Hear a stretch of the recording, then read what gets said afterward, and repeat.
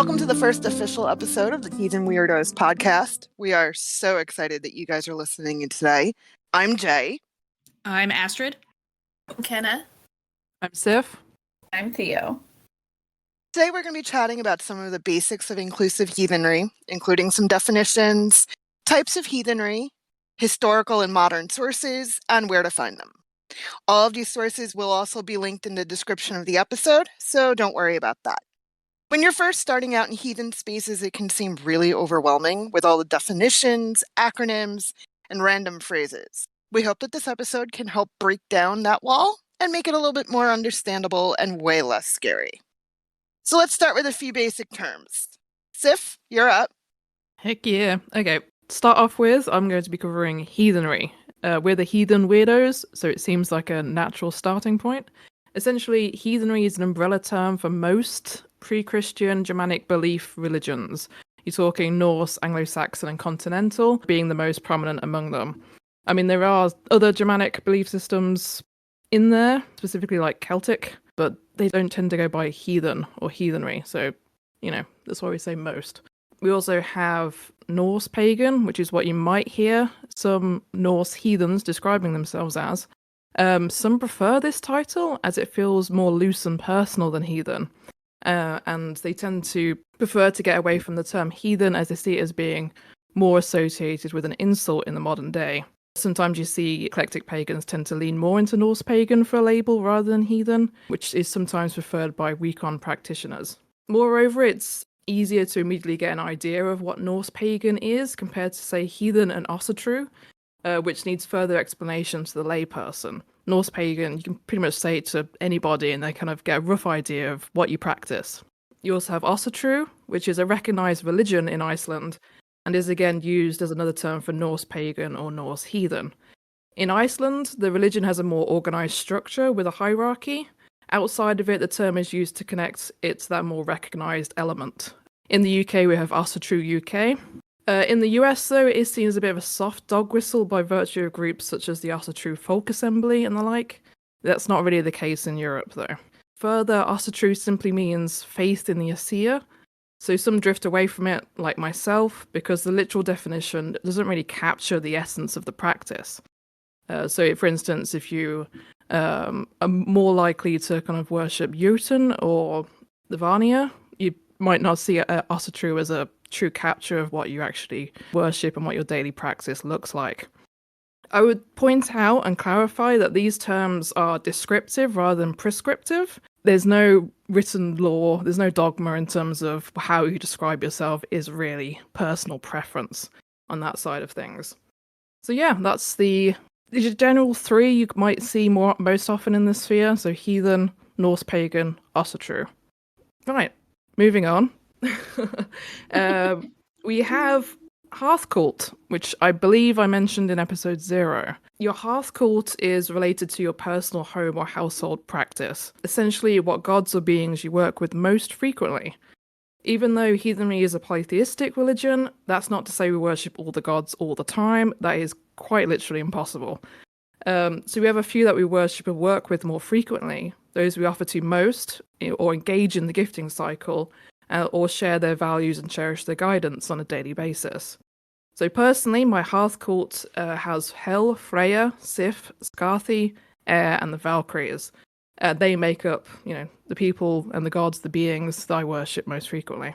So saying that, I do offer to Tyr, Thor, and Odin, and Frigg on occasion, but I wouldn't classify them as being part of my Hearth cult. My ancestors and Landvitir, the Land Wights, which is also a crucial part of heathenry, would be a part of my Hearth cult, as I tend to invite them into ritual frequently, and of course they're generally quite important. Now, complete humor. Anybody else in their head hear these are the people in my neighborhood, when Sif was talking about our Hearth cult, just because of the way it was said? Yeah. Yes. Okay. I was like, these are the people in my neighborhood. Just going through them. Yeah. No, absolutely. Then we have syncretism. Yeah, you see this more often with eclectic practitioners. At its core is the merging of practices and even deities on occasion. So there's numerous examples of cultures merging their deities through syncretism. You have Persephone Isis, which is naturally an example of Greek-Egyptian syncretism, and Sulis Minerva being a Romano-British example that was worshipped in Bath in the UK. And Sulis was the spring goddess, like the fresh spring hot water goddess that was there. And eventually the Romans built massive baths on top of it. It's really cool. I love that thing. Yeah, I've been there a few times, and yeah, they used like lead pipes. Brilliant Romans, genius. The water was said to have healing properties. That was pretty fun. So yeah, with paganism being as individualized and personal as it is, religious syncretism is an incredibly valid approach. It's basically whatever works for you, what feels right for you. So to get on to kind of more relevant terms, I guess, in terms of the kind of the values of this podcast, I'm going to touch briefly on universalism versus folkism. So this podcast, all the people that host it, are very universalist in approach. We believe that heathenry is an open religion. Anyone can practice it. That's very much where we stand. You don't have to be European or white. There's no secret knowledge, no initiation rites. It died out and was dead, with the exception of a few lingering traditions across Northern Europe. Folkism is the polar opposite. It is the belief that heathenry is solely for white Northern Europeans with Germanic blood.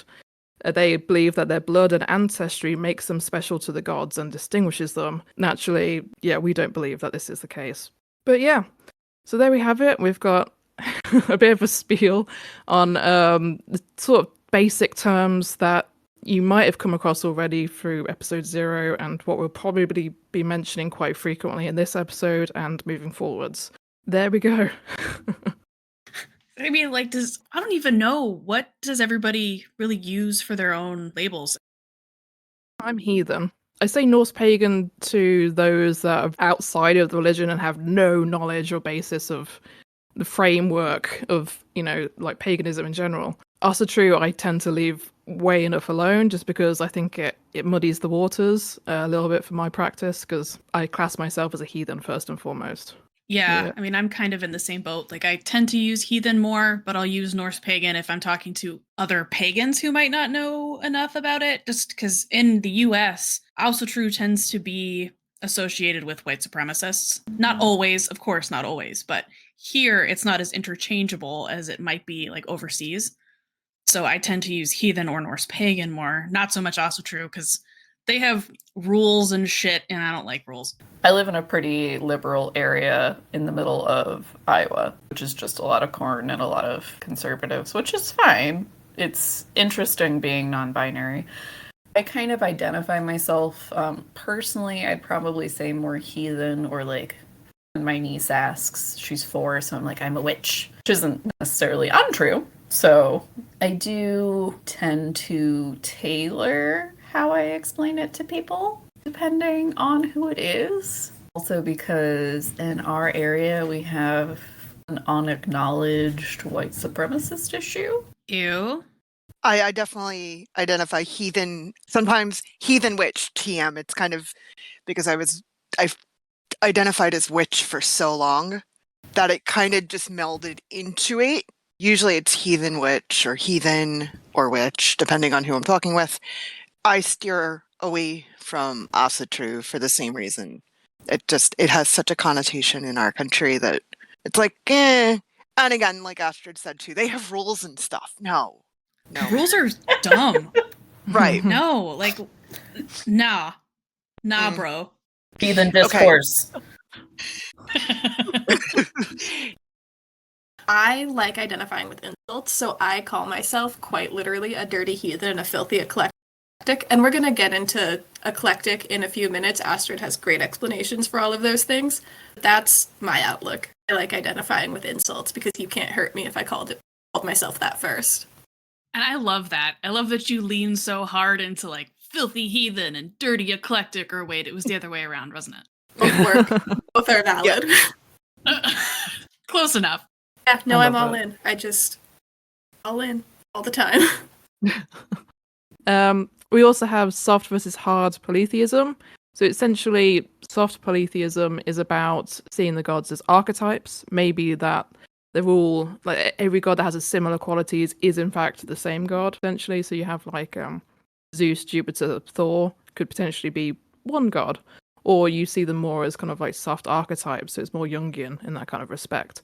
I think all of us are hard polytheists, or stray the line between soft and hard, in terms of we see the gods as very real, individualized beings with agency that impact our world in a very real way.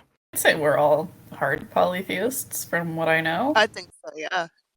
Hard enough. That's what he said. You know how like it's Hard enough. See, I'm thinking like, you know this how you measure like the softness or hardness of cheese?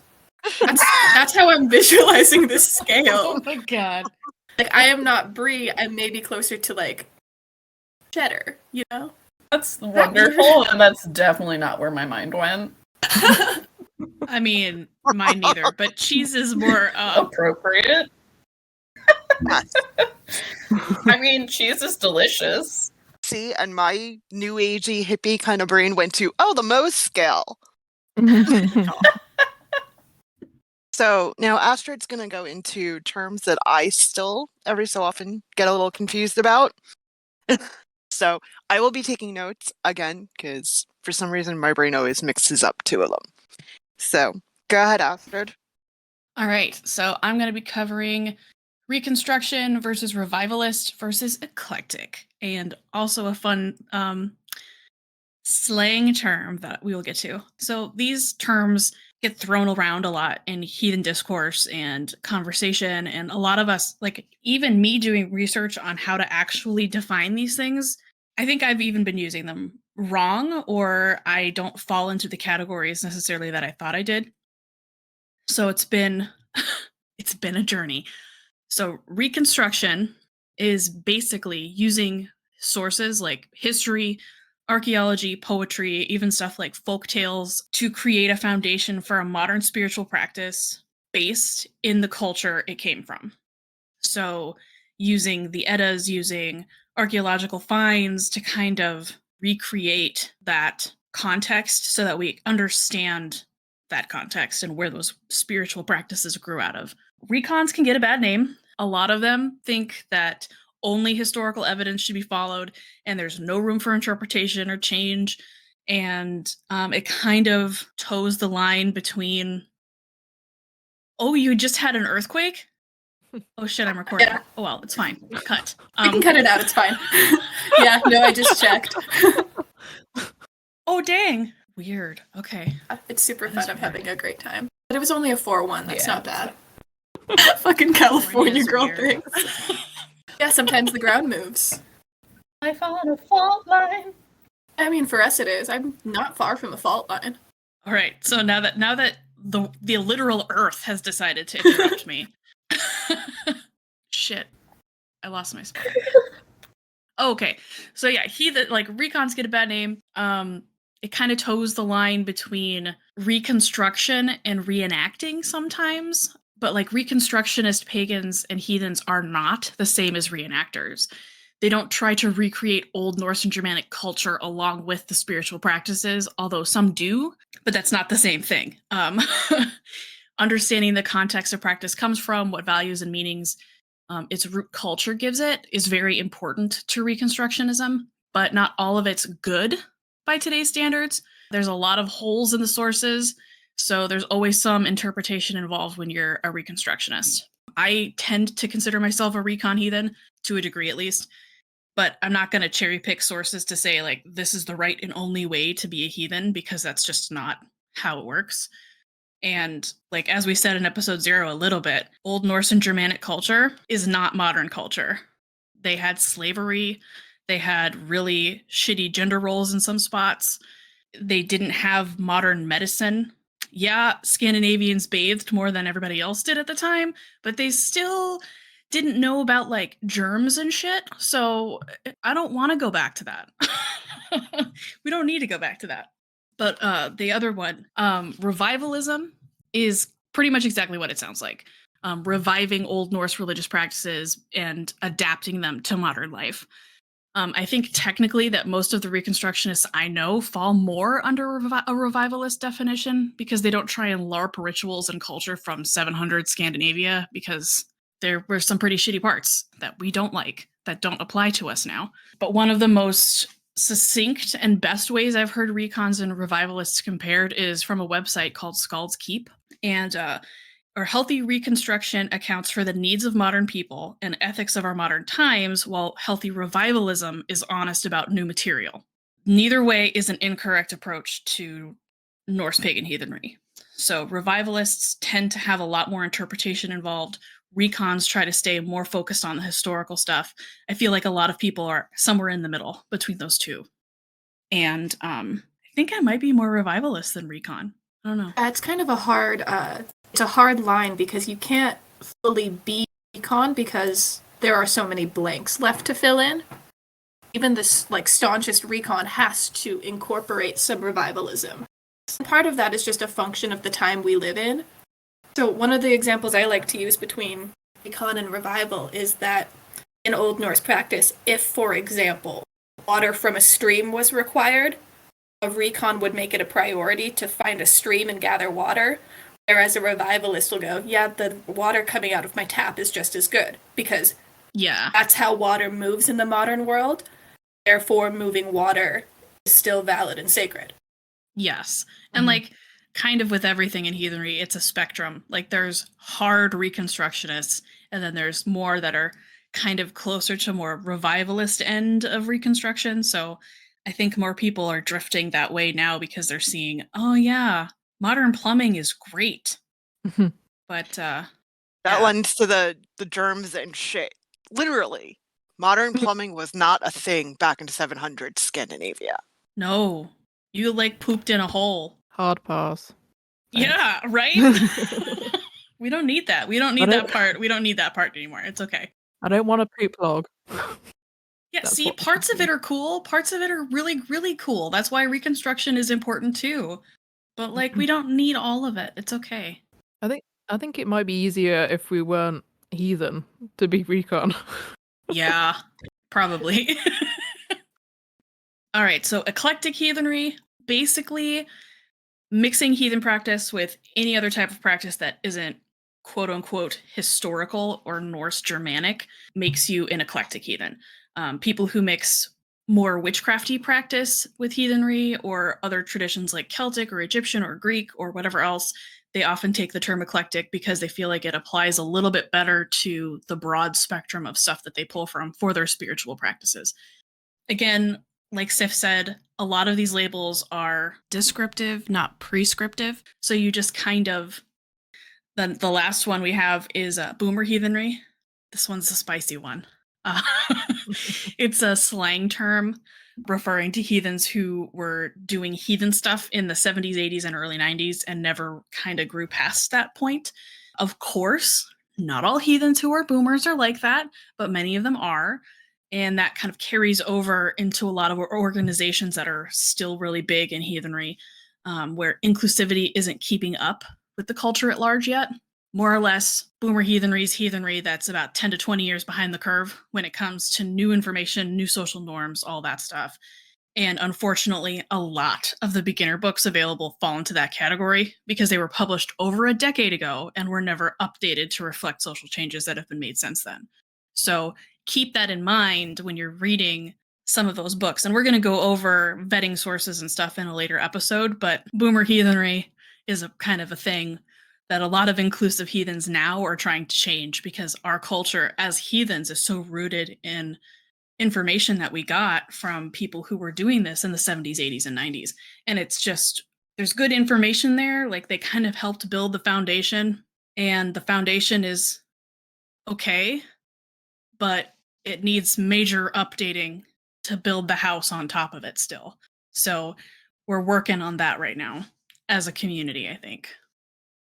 I mean, and even in the last 10 years, heathenry has changed exponentially to, like, for gender and LGBT social stuff.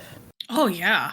Like, even just looking 10 years ago, like when I first started in heathenry, nobody talked about Loki. Loki was a thing that you didn't touch Loki with a 10-foot stick at a ritual event. Loki was not allowed. You didn't deal with them at all. And that's totally different now. Like, it blows my mind that there are still people who are like, Loki is evil. Yeah, the Truth just recently started allowing Loki worship at their rituals. I think it's only in the past, 5 years or something like that? Yeah. Yeah, if even that, I don't even know. Even the last 10 years with the changes, like in getting more inclusive and everything for the general heathen organizations. Before I started looking more into it in the last couple of years, that's one of the reasons I was so reluctant to look into heathenry, even though I've been interested in it for so long, just because I'm non-binary and pretty queer. And I was just like, that might not go over well. On this show, get out. We don't allow that here. It's astounding that, the people who run these big heathen communities and organizations are so universalist and they are so inclusive as individual people, but their organization hasn't grown or changed enough yet to reflect that, like in the bylaws or their materials that they use and the resources they put out. Like, it hasn't quite gotten there yet. And that's sort of a boomer thing. Like, that's, I mean, yeah, and that's it's a thing.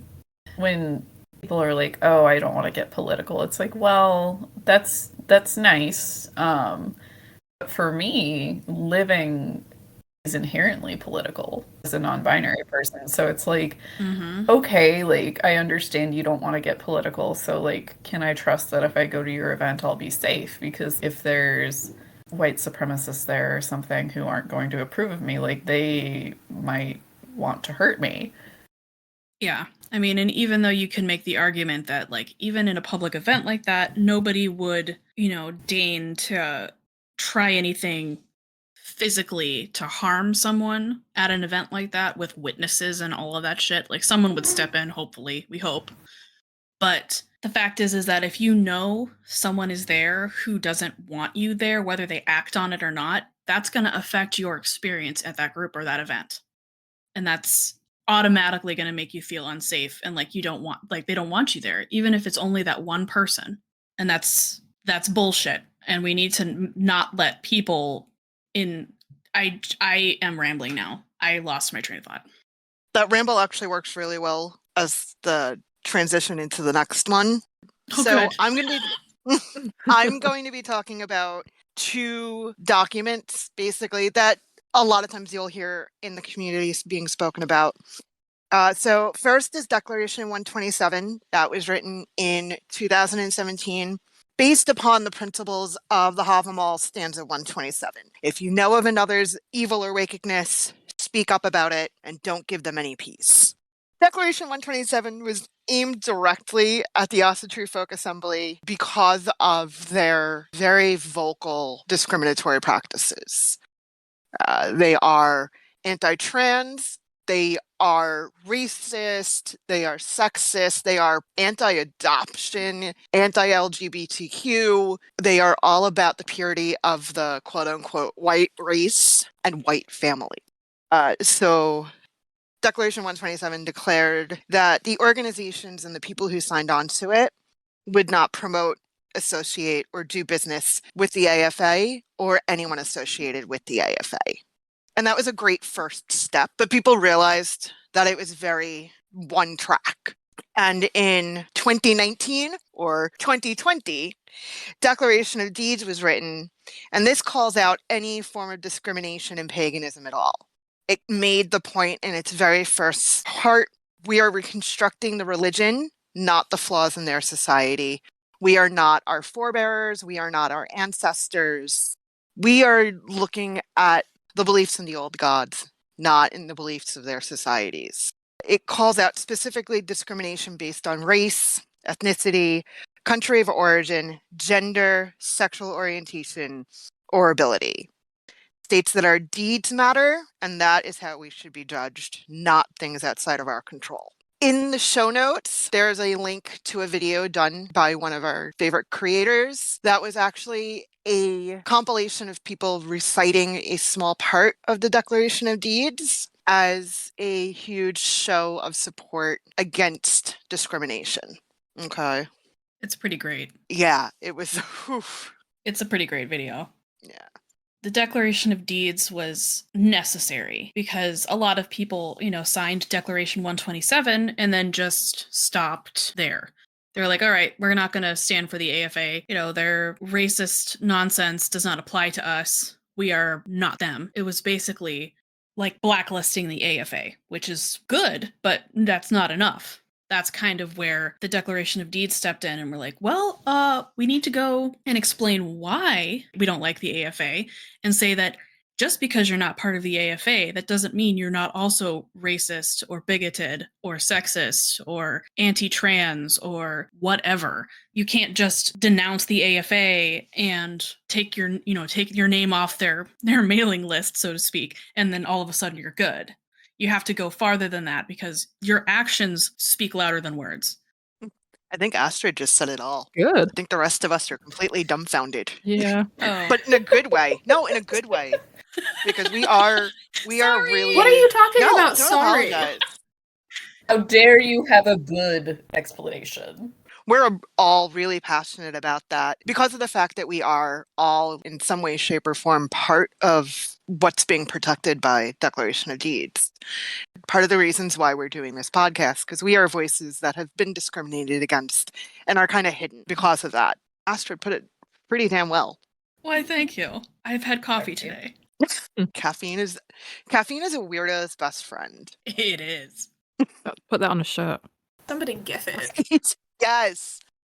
Yeah. So we talked a bit about what heathenry is. How do you do it? How do you do the thing? So heathenry is the religion of homework. There's a lot to read, there's a lot to look into, and honestly accessing the sources can have a pretty substantial barrier for a lot of people, including paywalls or just extremely beefy books that are written like textbooks, which isn't necessarily the best for everyone. Fortunately, most of the lore and stuff is public domain now and can be found for free online legally. Maybe not in the best translations, but it is there. And so, like, some places to look for stuff that would be more affordable would be like JSTOR, like GermanicMythology.com. They have like the Poetic Edda and Voluspa, the Volvus Prophecy. Archive.org has a wonderful selection of Norse lore. Ragweed Forge has the Rune Poems, which is really great for learning the runes. You can pick up various rune books and whatnot specifically for it, but some of them can be pretty problematic, and if you don't want to have to discern through your learning, jumping into the poems is one of the best ways. There's an Icelandic Saga Database. So local libraries often have a lot of decent stuff, especially because Norse mythology is often used in classrooms and whatever. So Yes! Prep the libraries, Theo! Hype the libraries! Sorry. No, you're totally fine. So your local library will often have a lot of decent stuff. And if they don't have what you're looking for, a lot of libraries will do an interlibrary loan for you. So if they don't carry the book you want, you can request it and they can get it for you. We're going to have a plethora of websites for really good resources, the description. And on that note, don't feel like you need to read all of the books immediately all at once. I know it can be really intimidating because there are so many people out there who seem so well read, that are giant nerds and can tell you exactly what saga or what stanza of the Havamal this specific line comes from. Yeah, you don't have to be them. And I can relate to that really heavily because I have a lot of issues just sitting down and reading a bunch of stuff. And so, like, I'm definitely not the person that's like, oh, yes, that's from this exact thing. This is Havamal stanza 115. Like, I cannot do that. You don't have to. Also, another thing, like, on that note, like, yeah, like, researching and reading is really wonderful and you should do that, but you are going to start experiencing things before you're 100% well researched. I'm doing air quotes right now. It's definitely a process. Like, you don't have to get to point X, Y, or Z before you can experience certain things. A couple lower cost payment options like if people have $10 a month to throw at something, one is Scribd, which has a lot of amazing book options. Another is like Kindle Unlimited. They're getting better at what they have on there. Yeah, I second Scribd. Is it Scribd or Scribed? I don't know. Whichever it is, it's a godsend. It is one of the only things I pay for. They have a ton of stuff on there. It's not just the books or audiobooks. It's like they have PDFs of a lot of academic and scholarly stuff too that you can find through the app that you have access to. Like it's well worth at least the free trial. And a lot of like the Poetic Edda, the Prose Edda, a lot of that stuff is well past copyright date. A lot of those you can find online for free anywhere all the time. And those are going to be like your super basic heathen resources right there. And if you find that you aren't vibing with a translation, don't worry. There's a million translations. Some of them are from the 30s and are hard to read. Some of them are more recent and are easy to read. In fact, you should probably be reading multiple translations because connotations change, words change. I mean, and if someone's just wanting to dip their toes in, I feel like I could safely recommend like Neil Gaiman's Norse Gods? Norse Mythology. Norse Mythology. But it's definitely an easy read, and you can just glide through it and get a pretty good idea. Yeah, it's pretty good. Because it's Neil Gaiman. Everybody loves Neil Gaiman. And also it's widely available. Mm-hmm. Besides that one, I would say Jackson Crawford does really great translations. He's probably the most easier to manage. With Jackson Crawford, he's also available on audiobook, and he actually does the narration of his own books. So having the author being the narrator often helps. And he reads them in Old Norse and then his translation. So there is that. And Old Norse is just cool to listen to. Like, my mouth doesn't make those sounds well because I'm an American, and we don't roll R's. We don't roll our R's. I practice. Yeah, Crawford is great. Like, he's a linguist, so he's coming at things from just a linguistic standpoint, which is great if you're looking at a translation. And he does all of the translating in a way that's very accessible. Like Jay said, it's really easy to understand and follow. And you can buy them at Barnes & Noble. Because, like, the lore is how we know what Norse Heathenry was like. And because, like, as Sif said earlier, like, the practice died out. So we don't have a continuous line. Like, we just kind of have to take bits and pieces where we can find it to see what it would have looked like back in the day. Yeah, so if like you are interested in being a heathen or think it's cool, the mythology, we use the lore, which is the Poetic Edda and the Prose Edda, to kind of get an idea about what the gods were like, or at least how they were seen by specifically Snorri in the Prose Edda, around-ish, maybe like give or take a few hundred years at the time. So it kind of gives you a flavour for what their personalities were like. So yeah, if you don't want to stray too far into mythic literalism, it's a nice foundation, a nice starting point to kind of become familiar with the gods. And how they interact with each other. And so that's why we always recommend Prose and Poetic Edda. Those are your real kind of like, they're the real bread and butter of heathenry.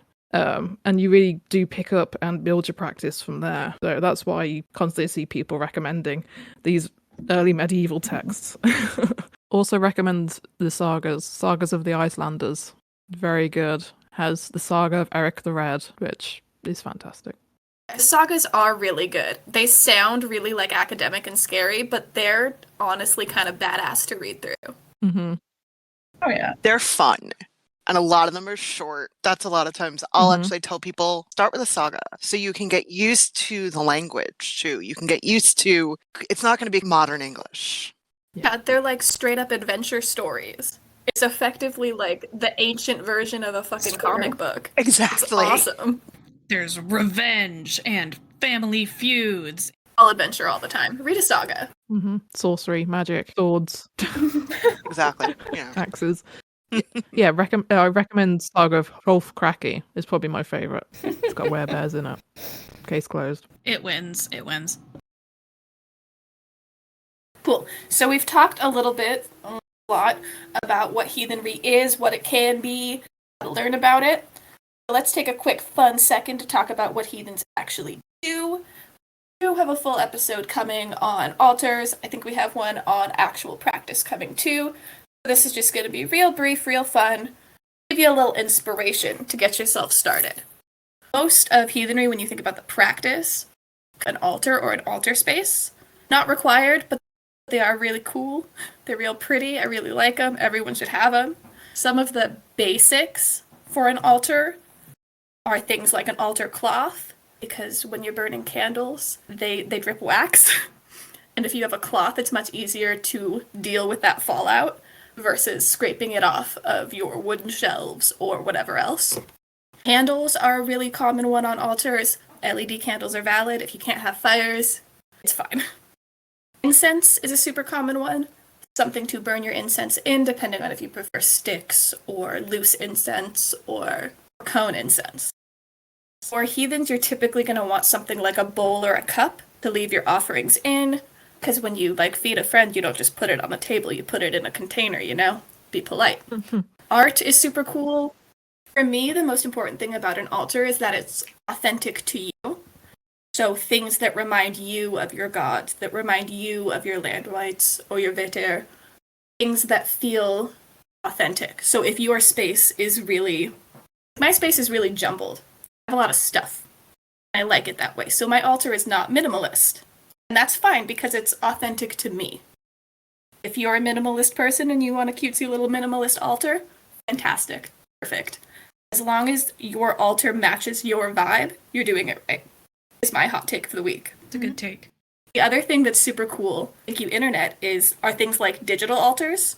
So I've seen Discord servers, Minecraft altars, Google Slide altars, because they're things that you can still look at and honor your gods through, and they're saved online.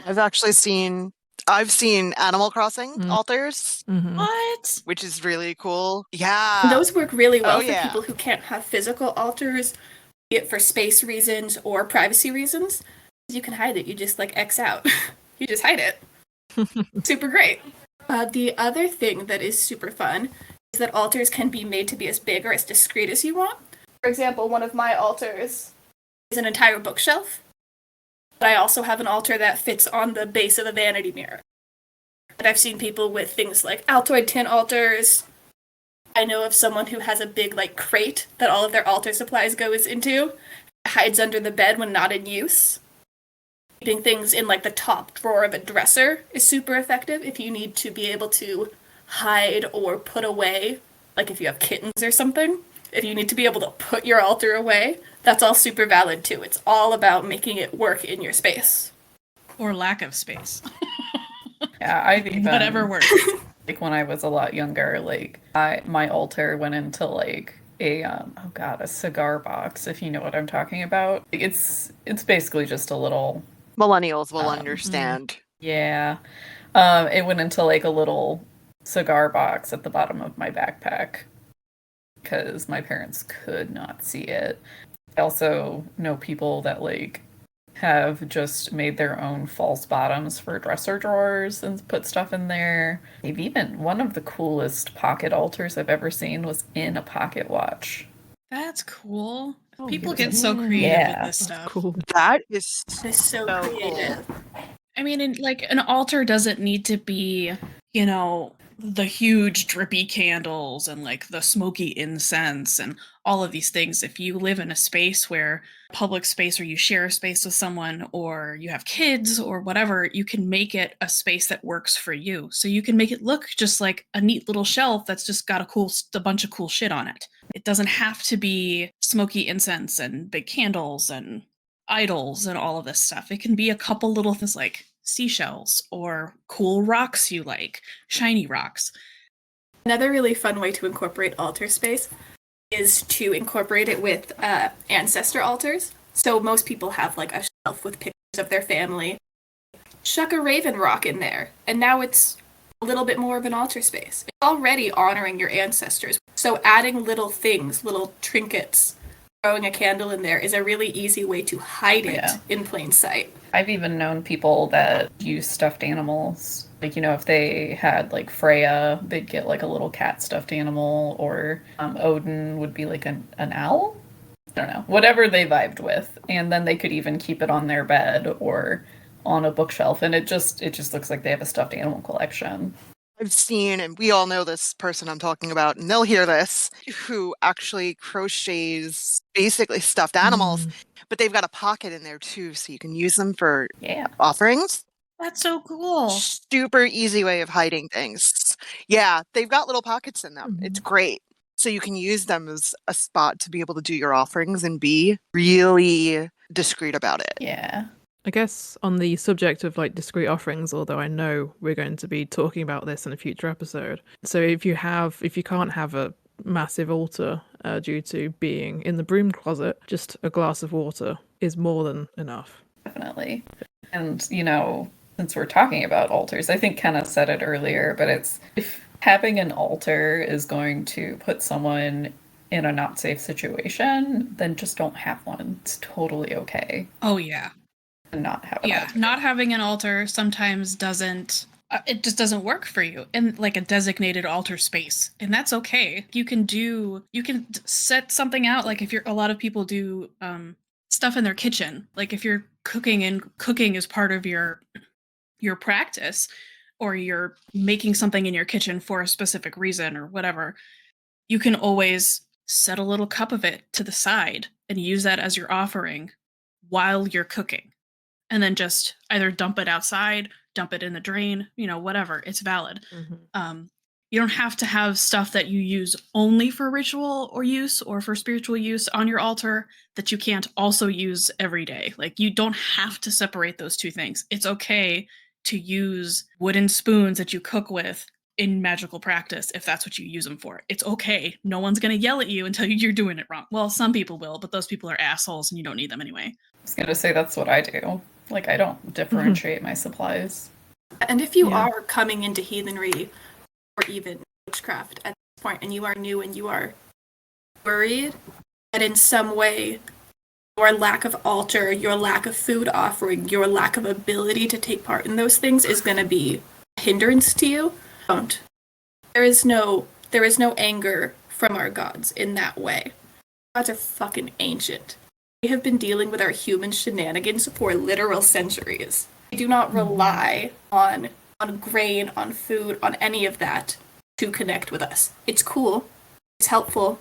It's great to be able to give what you can, but it is never... No one loses pagan points for not being able to make an offering. Not being able to set up an altar. We get points? Still a fine pagan, We get I points? promise. I got coupons. Yeah, you have to fill your pagan punch card. Membership card. When you fill your pagan punch card, and you get one divine Something. experience. That's how that works, right? The other thing on that is you don't have to make an offering every day or every week or every month or on a specific moon. There is no checklist of you have to, no set schedule. Do it when it feels right to you. That's something a lot of people have come into it with, that mindset of, oh my God, I've got to do an offering every single day, or I've got to do an offering on their specific day of the week, or I've got to do an offering every full moon, or... Yeah, no. You don't need to do an offering at any specific point. You don't need to do offerings, until you feel comfortable. It's okay to take it slow. The gods understand. Also, they're immortal, so all the time in the world on their side. And they also don't understand time in the human construct. So there is that too. What is time? Time is a soup. Exactly, time is a weird soup. Yep. Weird. Oh, that quote becomes better. No! It's layers. There's layers now. There's so many layers. Layers to the soup. So if you're listening to this podcast and you're brand new, this is what will happen to you eventually. You will say a sentence and you'll go, oh, wait, that's what, oh, weird soup with a Y. Oh, it becomes a thing. Oh my God. It will happen to you. Cosmic soup. Oh, now I want soup. Damn it. This is very professional heathenry happening here today. No fun, only pagan. Yes. Yeah. This is super professional. We are, in fact, the most. This is why we professional edit group of people. things. Oh, yeah. I want to keep we're this gonna in, want- to be honest. You realize they're going to want this in. Oh no. We just went from an incredible actual conversation about the importance of not setting yourself up for failure by setting an offering schedule, and in one sentence. Oh, God.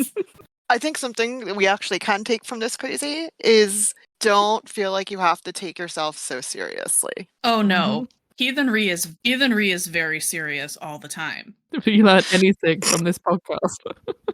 Entirely and All the completely time. so Forever. serious.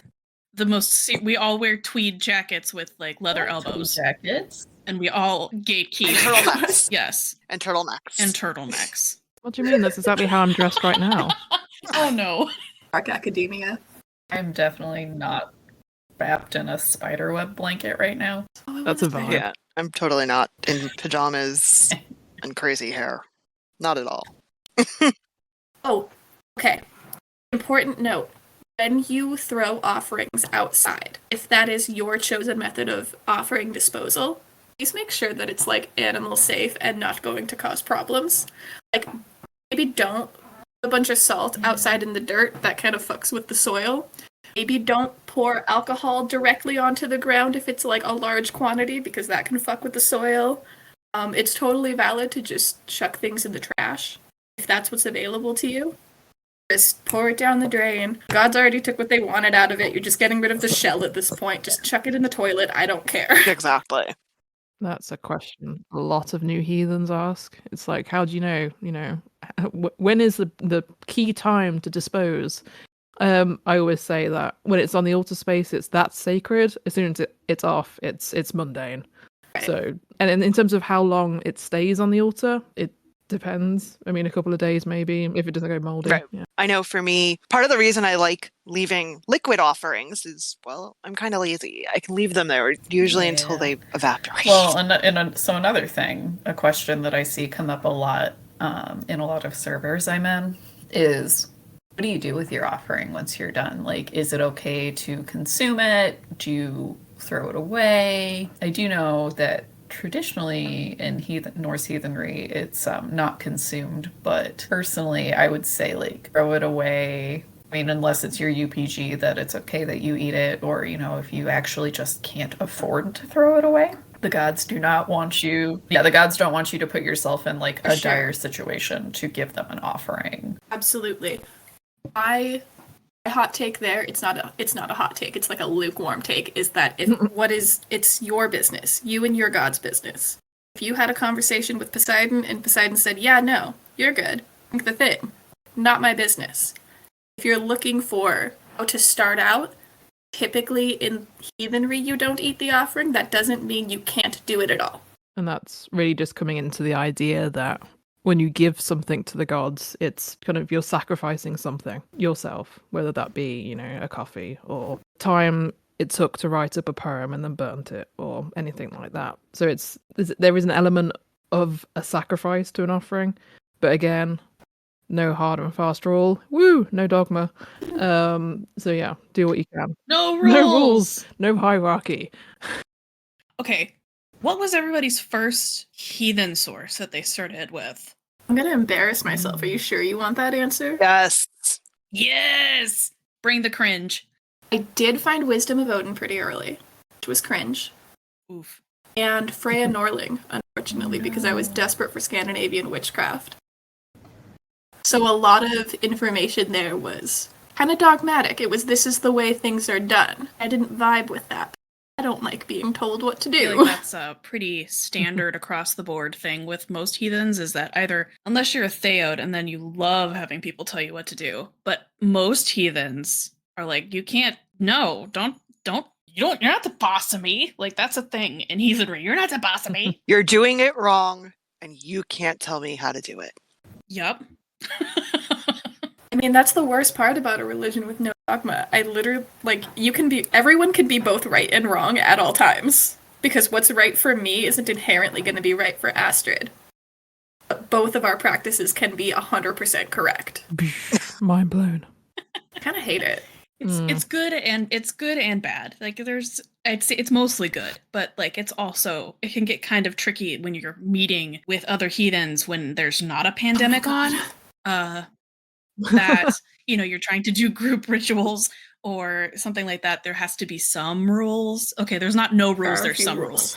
For consistency's sake, like you try to adjust things. Like I've adjusted my practice to be in group ritual occasionally, because if I'm not the one running the ritual, I still want to be respectful of whoever is running the ritual and how they're doing things. Because sometimes it may not be exactly what I do at home, but I can still participate and still have an experience there. It's totally fine. There is definitely a period of adjustment required, especially if you're coming from a dogmatic religion like Christianity, where it is both incredibly liberating to have no set and hard rules, but also incredibly intimidating because you effectively have to build your own practice. And that's fun and scary. It's a lot of fucking around and finding out, because you're probably not going to nail it the first time. There are going to be adjustments made.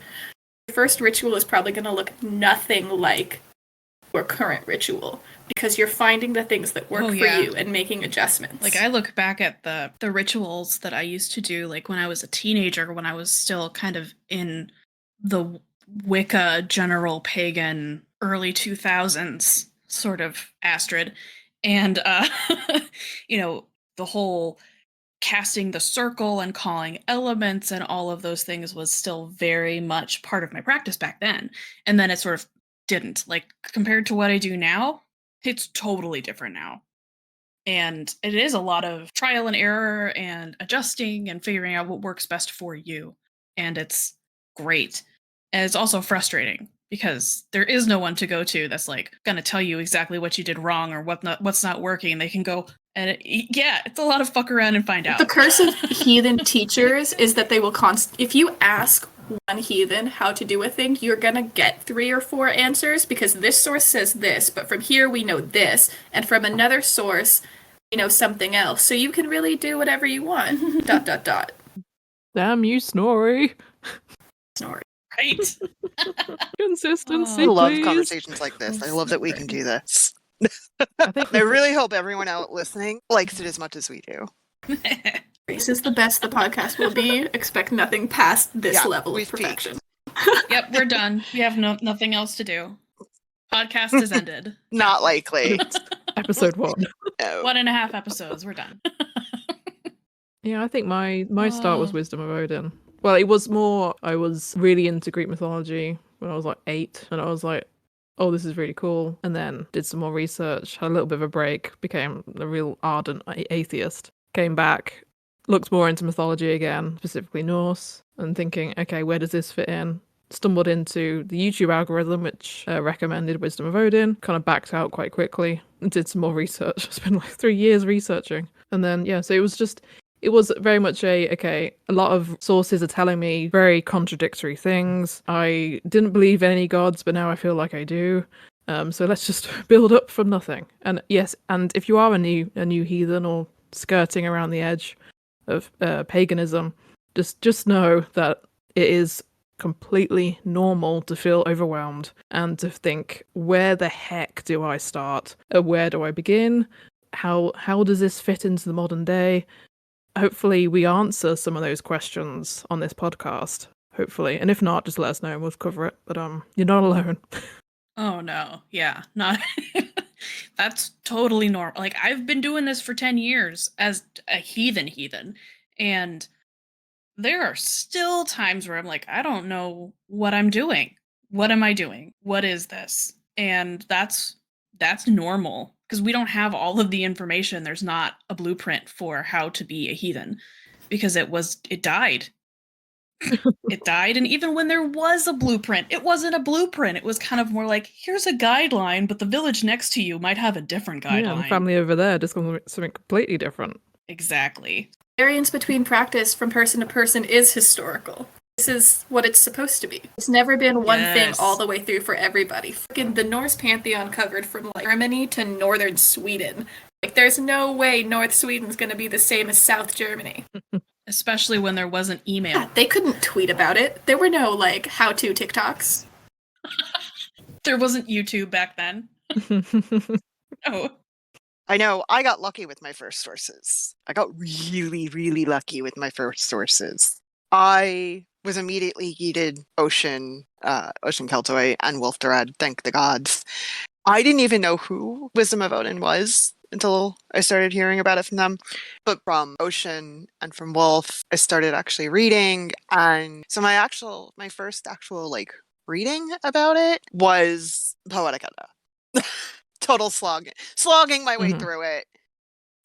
It was not easy. And I was like, what the hell? If this is what it is, I don't know if I want to do it. Yeah. That is totally valid too. Oh, it is rough. Some of those, especially depending on what translation you got, like it's a whole new language you have to learn, basically. Yeah, to be able to I was get like, through that what stuff. the hell? How am I gonna? There's no way. Nope. Throw the whole thing back. I'm done.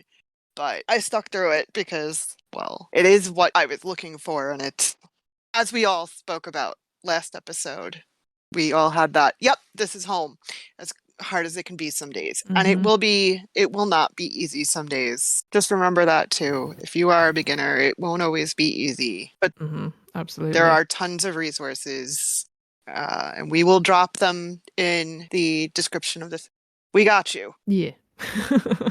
Okay, so we really hope that this helped you guys get a bit of a beginner's intro to what heathenry actually is and how to find some sources. Next episode, we're actually going to be talking about how to practice heathenry when you are in the broom closet and also on a budget, because like Kenna said, you don't need to buy all the things. You don't need to have all the expensive, pretty stuff. It can be done on a budget. There, we'll also be able to give you guys a little peek into our own personal praxis, because every so often we do want to give you guys that little peek into ours. So grateful for all of you guys sticking through this. We are amazingly blown away by the fact that in the 26 hours since episode 0 dropped, we've had over 200 views. It is absolutely crazy to us. It is. So it kind of blows us away. I think it's something like 12 or 11 5-star reviews, which is rad. Yeah. So let us know in the comments what you guys might want to hear, what you guys might want from episodes. We will definitely keep those in mind. Don't forget to like, subscribe, and get those notifications on YouTube. And don't forget to follow and rate us on Spotify. This has been episode 1. We'll see you guys next week. And remember, keep heathenry weird.